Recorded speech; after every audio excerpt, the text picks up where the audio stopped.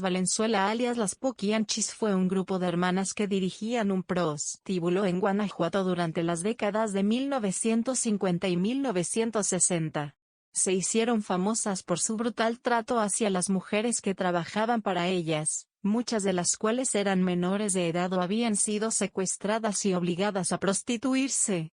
Las Poquianchis eran 4 hermanas: Delfina, María de Jesús, Carmen y Luisa. Crecieron en la pobreza y fueron criadas por una familia disfuncional.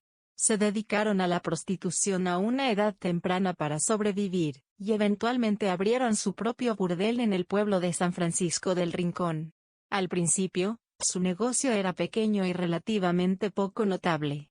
Pero a medida que su reputación creció, también lo hicieron sus ganancias. Comenzaron a atraer a mujeres jóvenes de los pueblos cercanos con promesas de buen salario y una vida mejor, solo para obligarlas a prostituirse una vez que llegaban. Las Poquianchis atraían a sus víctimas de diferentes formas, pero principalmente se enfocaban en aquellas que eran más vulnerables, como niñas y mujeres pobres que vivían en zonas rurales. Las hermanas González Valenzuela les ofrecían trabajos de sirvientas o camareras en la ciudad o las convencían de que se unieran a su familia para vivir juntas y trabajar en conjunto. Otras veces las hermanas, con la ayuda de Hermenegildo Zúñiga alias el Capitán Águila Negra, quien también era amante de Delfina, secuestraban a las jovencitas, o las compraban de sus parientes. Una vez que las niñas y mujeres aceptaban su oferta, eran llevadas a la casa de las Poquianchis en Guanajuato, donde eran sometidas a un intenso abuso físico, psicológico y sexual. Las víctimas eran encerradas en jaulas, atadas y golpeadas con látigos para entrenarlas en cómo complacer a los clientes. También se les privaba de alimentos y agua para mantenerlas bajo control. Las víctimas eran obligadas a trabajar como prostitutas, siendo forzadas a tener relaciones sexuales con un gran número de hombres al día. En muchos casos, las mujeres y niñas eran obligadas a consumir drogas para aumentar su resistencia y reducir el dolor. Aquellas que se resistían o intentaban escapar eran encerradas en jaulas o sometidas a brutales castigos. Cuando alguien se enfermaban gravemente, perdían su belleza, eran lastimadas por la actividad sexual repetida, dejaban de complacer a los clientes, las mataban y luego las enterraban en el patio trasero del burdel. Las hermanas lograron evadir la ley durante muchos años, y ganaron mucho dinero vendiendo alcohol y mujeres a soldados, concejales, policías y aldeanos. Sobornaban a los funcionarios locales e intimidaban a cualquiera que intentara denunciarlas. No fue hasta enero de 1964, que sus crímenes finalmente salieron a la luz. Las hermanas fueron arrestadas y acusadas de secuestro y asesinato. Durante su juicio, decenas de mujeres se presentaron para testificar sobre el abuso que habían sufrido a manos de las Poquianchis. Las víctimas de las Poquianchis dieron testimonios escalofriantes sobre los horrores que habían sufrido a manos de las hermanas González Valenzuela y sus cómplices. Los testimonios de las víctimas incluyeron relatos de secuestro, abuso sexual, violación, tortura y explotación sexual en prostíbulos clandestinos. Muchas de las víctimas dijeron que fueron forzadas a trabajar en condiciones inhumanas y peligrosas, sin recibir remuneración y sin poder escapar. Su dieta consistía en 5 tortillas y un plato de frijoles al día. Como las Poquianchis eran educadas por la religión católica, tenían reglas estrictas para ellas. Otras fueron sometidas a tratamientos brutales, como la castración o la amputación de miembros, como forma de castigo o control.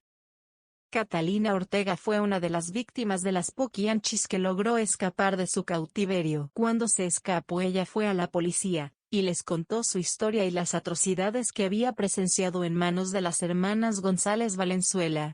Gracias a la valentía y determinación de Catalina, la policía pudo obtener información valiosa sobre las actividades ilegales de las Poquianchis, y comenzar a recopilar pruebas en su contra.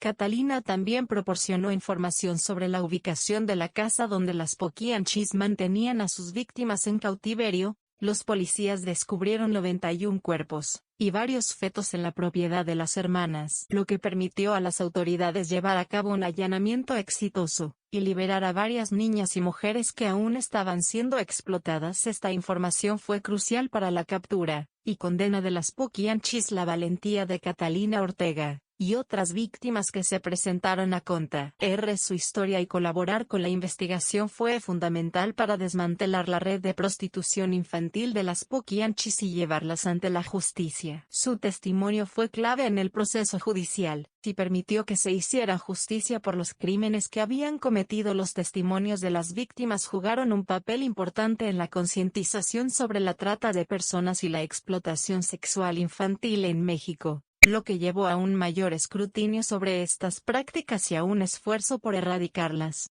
Después del escándalo y el arresto, las hermanas González Valenzuela fueron condenadas por una serie de delitos, incluyendo secuestro, violación, prostitución infantil y homicidio. Fueron sentenciadas a varias décadas de prisión, aunque las sentencias variaron según cada hermana y su grado de culpabilidad en los crímenes.